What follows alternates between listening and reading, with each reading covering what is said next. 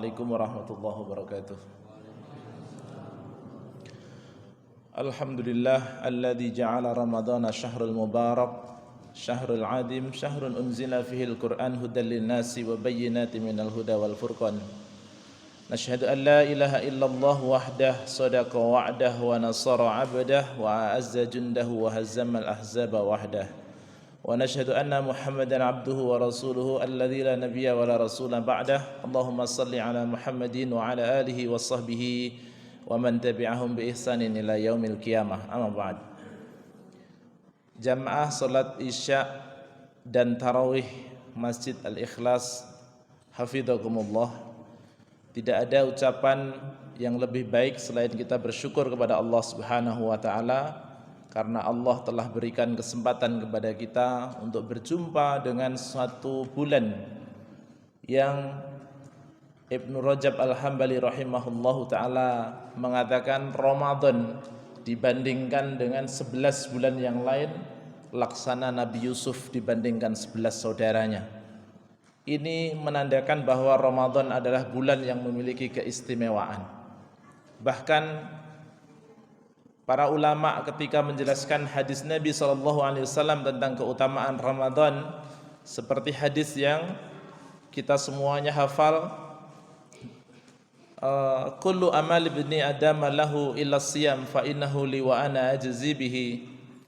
Itu dijelaskan bahwa makna daripada hadis itu salah satunya adalah bahwa ibadah kita berupa salat, tilawah Quran, haji, umroh, zakat, semuanya itu adalah untuk kita sendiri.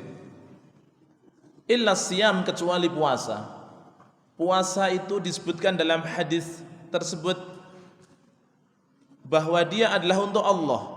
Ya, fa innahu li wa ana ajzi bihi.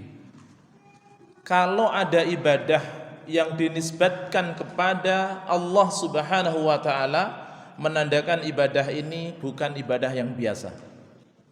Ya. Salah satu maknanya adalah bahwa puasa adalah ibadah yang tidak bisa dimasuki oleh riya sebagaimana ibadah-ibadah yang lain.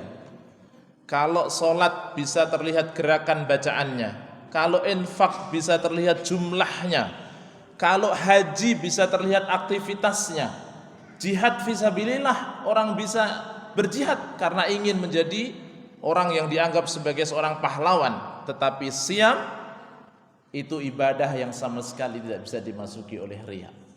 Dan ibadah siam ini adalah ibadah satu-satunya yang hanya ditujukan kepada Allah Subhanahu wa taala, sehingga tidak bisa dimasuki oleh riya. Ya.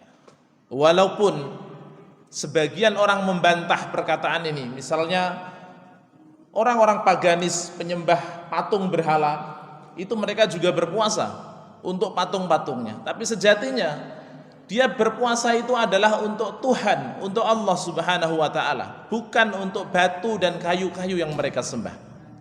Oleh karena itu, jamaah rahimakumullah, Ramadan ini menjadi tarbiyah yang luar biasa bagi kita semua dan sudah kita persiapkan jauh-jauh hari.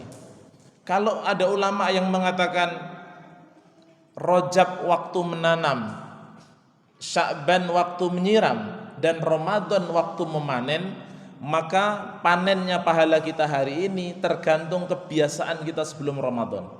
Kalau sebelum Ramadan sudah biasa sholat sunnah, kalau sebelum Ramadan sudah terbiasa sholat wajib berjamaah, kalau sebelum Ramadan sudah terbiasa tilawah Al-Quran, maka Ramadan ini kuat untuk melaksanakan panen pahala sampai akhir Ramadan.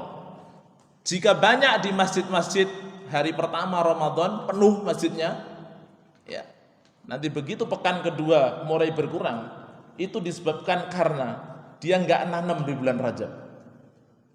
Ya. Dia tidak mempersiapkan, tidak ada kebiasaan dia untuk beribadah. Maka kuatnya cuma sehari, 2 hari, 3 hari. Insya Allah kita istiqomah sampai akhir Ramadan nanti. Amin ya rabbal alamin. Ya. Kenapa? Karena sudah kita biasakan di luar Ramadan. kasihan orang-orang yang tidak terbiasa sholat ke masjid, puasanya berat sekali. Sendal yang nggak ada 1 kilo bisa lebih berat dari beras 2 karung untuk diangkat ke masjid maksudnya. Ya, itu berat sekali ngangkatnya. Ya. Sholat tarawih juga terasa berat. Kita itu kadang-kadang ibadah juga masih diiringi dengan hawa nafsu. Sholat tuh pengennya cepat karena salah satu ciri hawa nafsu itu pengen instan, cepat, ya, cepat selesai, cepat-cepat gitu. Kalau lama-lama nggak nikmat. Padahal kita semuanya tahu bahwa keutamaan sholat taraweh, sholat malam di malam Ramadan itu terletak pada panjangnya ayat Quran yang dibaca pada saat sholat. Rasulullah SAW apa yang dibaca ketika sholat malam? Al-Baqarah, Ali Imran. Ubay bin Ka'ab radhiyallahu anhu ketika ditunjuk menjadi imam oleh Umar bin Khattab saat dilaksanakannya sholat berjamaah tarawih di masjid, rata-rata 1 rakaat membaca 200 ayat. Ya, 200 ayat, Pak. Ya. Di sini 20 ayat, makmumnya batuk semua. Gitu. Ngasih kode kepanjangan maksudnya gitu. Ya. Berarti ibadah kita ini masih ya diiringi oleh tadi keinginan-keinginan instan itu, pengen cepat selesai. Nah, pendidikan Ramadan kita berarti belum berhasil. Kita sudah ketemu Ramadan berapa kali dalam hidup ini? Ya. Jadi ibaratnya kita gagal pengen nambah periode gitu. Ya. Kan Ramadan nih ketemu gagal. Ya Allah, ketemu lagi Ramadan, pengen ini ibadah gitu. Ini ibaratnya seperti orang gagal pengen nambah 1 periode. Ya? Nah, gitu. Kok pada ketawa-ketawa? Biasa aja ya. Ya, jadi Ramadan ini luar biasa. Sampai-sampai saya pernah membaca buku ya. Dr. Ait Al-Qarni itu menulis buku tentang puasa. Kalau tidak salah judul bukunya, ini kalau salah mohon dikoreksi Ustadz Afo ya. Durus Al-Masajid fi Yaumi Ramadan. Itu salah satu buku tulisannya Ait Al-Qarni tentang puasa. Ya, Ait Al-Qarni itu yang menulis buku La Tahzan itu ya, jangan bersedih. Dalam buku itu disebutkan kenapa puasa ini dinisbatkan kepada nama Allah Subhanahu wa taala? Karena memiliki keistimewaan. Beliau memberikan contoh Masjidil Haram. Masjidil Haram itu nama lainnya apa? Baitullah. Baitullah artinya rumah Allah. Masjid Al-Ikhlas ini rumah Allah bukan? Kenapa nggak disebut Baitullah? Masjid Istiqlal disebut Baitullah bukan? Bukan. Masjid Atin, masjid apa lagi? Kubah Emas. Nah, kata beliau, karena Masjidil Haram memiliki keistimewaan dibandingkan masjid yang lain. Apa keistimewaannya? Sholat 1 rakaat di Masjidil Haram sama dengan 100.000 rakaat di tempat lain. Ya, jangan heran kalau ada orang pulang umroh nggak sholat lagi, udah deposit ya. Banyak gitu ya. Pak Haji kok nggak sholat lagi? Banyakan gua pahalanya malo katanya gitu. Ya, deposit. Jadi 1 rakaat di sana sama dengan 100.000 rakaat. Itu tidak ada di masjid yang lain. Mudah-mudahan kita semua diberikan kesempatan untuk ziarah ke sana. Ya, Masjidil Haram. Amin ya rabbal alamin. Tuh. Siapa yang pengen ke sana? Siapa yang pengen ke sana? Nah, berdoa. Ramadan itu doa-doa dikabulkan. Ya, berdoa kepada Allah. Ya, sepanjang Ramadan itu berdoa supaya diberikan kesempatan untuk pergi ke sana. Ya. Saya kasih tahu ya, ini cuma saya kasih tahu sama anak-anak Tufah aja, yang lain nggak saya kasih tahu nih. Ya. Jadi beberapa tahun yang lalu waktu iktikaf saya ingat itu ya, ketika ngobrol dengan teman-teman iktikaf itu cerita sudah pernah haji. Nah, saya belum haji. Waktu itu kalau nggak salah tahun 2006 atau 2005 saya lupa. Saat iktikaf itu saya berdoa tuh, ya Allah pengen gitu punya kesempatan untuk pergi haji. Doanya itu benar-benar apa ya, udah deket banget sama Allah itu rasanya itu. Di masjid lagi iktikaf, pas lagi tahajud. Nah, ini nanti bisa dipraktekkan, ya, berdoa. Enggak langsung dijawab sama Allah. Maksudnya tahun 2005 berdoa enggak langsung berangkat gitu, enggak. Tetapi kira-kira 2 tahun kemudian saya itu juga enggak punya tabungan banyak gitu. Cuma ada orang nanya, Ustadz enggak mau pergi haji? Ya maulah, orang Islam siapa sih enggak mau? Terus beliau bilang, kalau Ustadz mau, kalau Ustadz berkenan, saya kasih uangnya, Ustadz berangkat aja. Saya dikasih uang, suruh nanya ke bank syariah waktu itu berapa kalau daftar haji. Waktu itu masih 20 juta untuk dapat kuota, kalau sekarang 25 ya. Nah itu, dikasih uangnya. Waktu itu daftar tahun 2007 akhir kalau tidak salah, 2009 berangkat. Jadi masih itu, waiting listnya masih cuma 2 tahun saja. Di Bogor ini kalau nggak salah sekarang udah di atas 15 tahun. Ya. Berdoa, minta sama Allah, dikasih kemudahan. Ya. Saya yakin bahwa ketika kita mohon sama Allah, apalagi di bulan Ramadan, di 10 hari terakhir, itu doa-doa kita dijabah oleh Allah Subhanahu wa taala. Kita nggak mampu, tetapi bagi Allah itu gampang. Ya. Ramadan ini ditanamkan kepada kita supaya kita itu benar-benar bertauhid kepada Allah. Yang bisa nolong kita itu Allah, bukan yang lain. Kita diperintahkan untuk menggantungkan nasib kita kepada Allah Subhanahu wa taala dengan ibadah yang tidak bisa dimasukin riya tadi, yaitu siam di bulan Ramadan ini. Ya. Nah. Terus tahun lalu itu kan PPKM, orang nggak boleh mudik, dicegat-cegat gitu ya. Waktu itu belum vaksin juga, Ustaz. Kita belum vaksin.